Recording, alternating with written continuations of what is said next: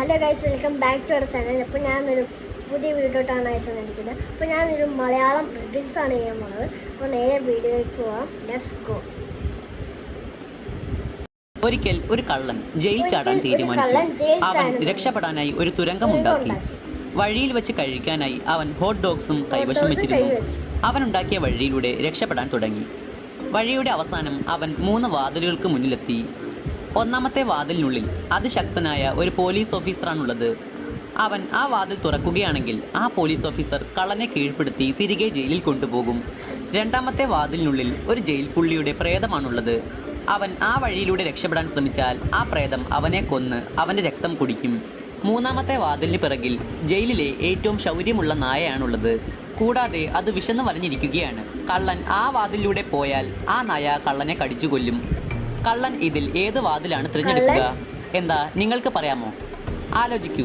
നിങ്ങളുടെ ഉത്തരങ്ങൾ കമന്റ് ചെയ്യൂ. കാരണം പട്ടി വിശന്നിരിക്കുമ്പോൾ അവൻ്റെ കയ്യിൽ ഫോട്ടോ ഉണ്ടല്ലോ, അതെടുത്ത് കൊടുത്തിട്ട് അവൻ മൂന്നാമത്തെ വഴി കൂടെ പോകും. ഈസി. കള്ളൻ മൂന്നാമത്തെ വാതിൽ തിരഞ്ഞെടുക്കും. അവന്റെ കൈവശം ഹോട്ട് ഡോഗ്സ് ഉണ്ടല്ലോ, അവനത് നായയ്ക്ക് നൽകി അതിന്റെ ശ്രദ്ധ മാറ്റും. എന്നിട്ട് മൂന്നാമത്തെ വാതിലൂടെ രക്ഷപ്പെടും. നിങ്ങൾക്ക് ഈ ചോദ്യം ഇഷ്ടപ്പെട്ടെങ്കിൽ വീഡിയോ ലൈക്ക് ചെയ്യാൻ മറക്കരുത്.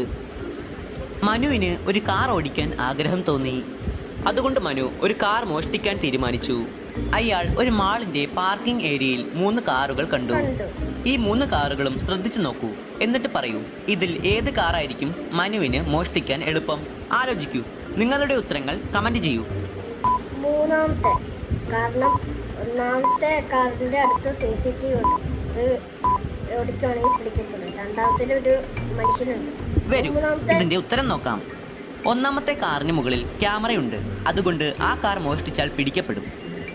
രണ്ടാമത്തെ കാറിനുള്ളിൽ ഡ്രൈവറുണ്ട്, ആ കാർ മോഷ്ടിക്കുന്നത് എളുപ്പമല്ല. അതുകൊണ്ട് മൂന്നാമത്തെ കാർ മോഷ്ടിക്കുന്നതാണ് എളുപ്പം. മനു കാറിന്റെ വാതിൽ തുറന്ന് കാർ ഓടിച്ച് രക്ഷപ്പെടും. വരൂ, അടുത്ത റെഡിലേക്ക് പോകാം.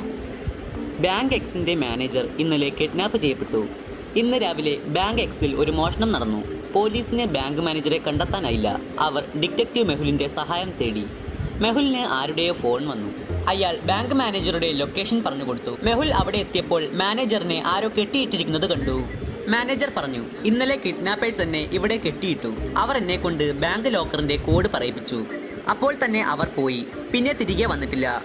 എന്താ മാനേജർ സത്യമാണോ പറയുന്നത്? നിങ്ങൾക്ക് എന്ത് തോന്നുന്നു? നിങ്ങളുടെ ഉത്തരങ്ങൾ കമന്റ് ചെയ്യും. മാനേജർ കള്ളാ പറയുന്നത്. കാരണം അതിൻ്റെ അടുത്തൊരു പഴമുണ്ട്. ആ പഴം മാനേജറിന്റെ കൈയൊക്കെ കെട്ടിയിട്ടേക്കൂല, പിന്നെ ഇങ്ങനെ മാനേജർ കഴിക്കുന്നത്. മാനേജർ കള്ളമാണ് പറയുന്നത്. അയാളുടെ അടുത്ത് ഒരു പഴമുണ്ട്. പഴത്തിന്റെ തൊലി പൊളിച്ച് അതാരോ കഴിച്ചിട്ടുണ്ട്. അയാളുടെ കൈകൾ കെട്ടിയിട്ടിരിക്കുകയാണെങ്കിൽ അയാൾക്ക് എങ്ങനെ അത് കഴിക്കാനാകും? അത് ഇന്നലെ കിഡ്നാപ്പേഴ്സ് കഴിച്ചതാണെങ്കിൽ അത് ഇപ്പോൾ തന്നെ കറുത്തിട്ടുണ്ടാകും. മാനേജർ കള്ളമാണ് പറയുന്നത്. മെഹുൽ അങ്ങനെ അയാളെ പിടികൂടി. അടുത്ത റെഡിലേക്ക് പോകാം. മുംബൈ നഗരത്തിൽ അതിശക്തമായ മഴ പെയ്യാൻ തുടങ്ങി. മഴ കാരണം നഗരത്തിലെ വൈദ്യുതി ഇല്ലാതായി. നഗരം പൂർണ്ണമായും ഇരുട്ടിലായി. സന വല്ലാതെ ഭയപ്പെട്ടു. കാരണം അവൾ ഒരുപാട് സ്വർണവും പണവും തന്റെ ലോക്കറിൽ സൂക്ഷിച്ചു വെച്ചിട്ടുണ്ട്. അവൾ മുറിയിൽ പോയി നോക്കിയപ്പോൾ അവിടെ ഉണ്ടായിരുന്ന സ്വർണവും പണവുമെല്ലാം മോഷ്ടിക്കപ്പെട്ടതായി കണ്ടു. അവൾ ഉടൻ തന്നെ ഇൻസ്പെക്ടർ ഗൺപതിനെ വിളിച്ച് വിവരമറിയിച്ചു. ഉടൻ തന്നെ ഇൻസ്പെക്ടർ ഗൺപത് അവിടെ എത്തിച്ചേർന്നു. സന പറഞ്ഞു, ഈ പണത്തിന്റെ കാര്യം 3 പേർക്ക് മാത്രമാണ് അറിയാവുന്നത്. ഇൻസ്പെക്ടർ അവരെ ചോദ്യം ചെയ്തു. രോഹൻ പറഞ്ഞു, എനിക്ക് നന്നായി ഉറക്കം വന്നു. കൂടാതെ ലൈറ്റും ഇല്ലായിരുന്നു. അതുകൊണ്ട് ഞാൻ ഉറങ്ങുകയായിരുന്നു. വേണമെങ്കിൽ എൻ്റെ റൂമിലെ CCTV ഫൂട്ടേജസ് നോക്കാം. റിനു പറഞ്ഞു, എനിക്കൊരു കൊച്ചു കുട്ടിയുണ്ട്. വെളിച്ചമില്ലാത്തതിനാൽ അവൻ വല്ലാതെ പേടിച്ചു. ഞാൻ അവന് കഥ പറഞ്ഞു കൊടുക്കുകയായിരുന്നു. രാജ് പറഞ്ഞു, വെളിച്ചമില്ലാത്തതിനാൽ ഞാൻ മെഴുകുതിരി കത്തിച്ച് പുസ്തകം വായിക്കുകയായിരുന്നു. അങ്ങനെ ഞാനങ്ങ് ഉറങ്ങിപ്പോയി. നിങ്ങൾ വന്ന് വിളിച്ചപ്പോഴാണ് ഞാൻ ഉണർന്നത്. ഇൻസ്പെക്ടർ 3 പേരുടെയും മറുപടികൾ കേട്ടു. അതിനുശേഷം അവർ പറഞ്ഞ 3 സ്ഥലങ്ങളും പോയി നോക്കി. അങ്ങനെ മനസ്സിലായി ആരാണ് യഥാർത്ഥ മോഷ്ടാവെന്ന്. എങ്ങനെ? നിങ്ങൾക്ക് പറയാമോ? ആലോചിക്കൂ. നിങ്ങളുടെ ഉത്തരങ്ങൾ കമന്റ് ചെയ്യൂ. എനിക്ക് തോന്നുന്നത് രോഹൻ ആ കള്ളം പറയുന്നതാണ്. കാരണം CCTV ഇരുട്ടിലാവുമ്പോൾ പിന്നെ എങ്ങനെയാ കറണ്ട് കിട്ടുന്നത്? പിന്നെ അവന്റെ റൂമിലാണെങ്കിൽ ലൈറ്റും ഉണ്ട്. വരൂ, നമുക്കിതിന്റെ ഉത്തരം നോക്കാം.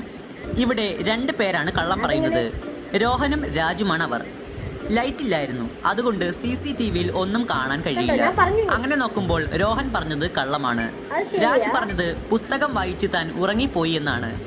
പക്ഷേ ഈ ചിത്രത്തിലുള്ള മെഴുകുതിരി നോക്കുമ്പോൾ അതിൽ അല്പം പോലും മെഴുക് ഉരുകിയിട്ടില്ല. അതുകൊണ്ട് അവനും കള്ളമാണ് പറയുന്നത്. ഇൻസ്പെക്ടർ ഗൺപത് അങ്ങനെ രണ്ടുപേരെയും പിടികൂടി. വരൂ, അടുത്ത റീഡിലേക്ക് പോകാം. ഈ രണ്ട് ചിത്രങ്ങളും ശ്രദ്ധിച്ചു നോക്കൂ, എന്നിട്ട് പറയൂ ഇതിലാകെ എത്ര വ്യത്യാസങ്ങളാണ് ഉള്ളത്. സാവധാനം നോക്കൂ. നിങ്ങളുടെ ഉത്തരങ്ങൾ കമന്റ് ചെയ്യൂ. അവിടെ പൂച്ചയ്ക്ക് ഒരു പട്ടി വെച്ചിരിക്കുന്നത്, പിന്നെ ജനാലയുടെ ഗ്ലാസ് അവിടെ ഇത് പൊട്ടിക്കിടക്കുക, പിന്നെ ആ ഹെഡ്ഫോണിൻ്റെ കളർ വേറെ, പിന്നെ ആ വാൻ അവിടെ ഇല്ല, പിന്നെ അവിടെ ഒരു കുറെ വിൻഡോ പോലത്തെ ഇതിലാകെ 5 വ്യത്യാസങ്ങളാണ് ഉള്ളത്. 1.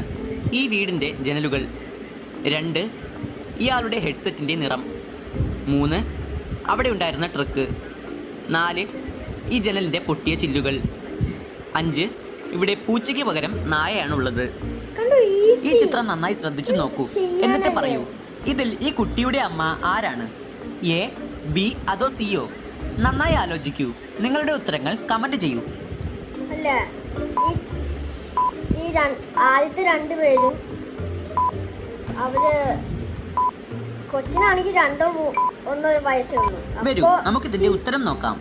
കുട്ടിയെ നോക്കുമ്പോൾ അവന് 1-2 വയസ്സ് മാത്രമാണ് പ്രായം. എ 2015-ലാണ് മരിച്ചത്. ബി 2016-ലും. സി 2020-ലുമാണ് മരിച്ചത്. എയും ബിയും 4-5 വർഷം മുൻപ് മരിച്ചവരാണ്. അതുകൊണ്ട് സി ആയിരിക്കും കുട്ടിയുടെ അമ്മ. ഇന്നത്തെ ഇവിടെ ഇത്രയേ ഉള്ളൂ. Thank you, have A nice day.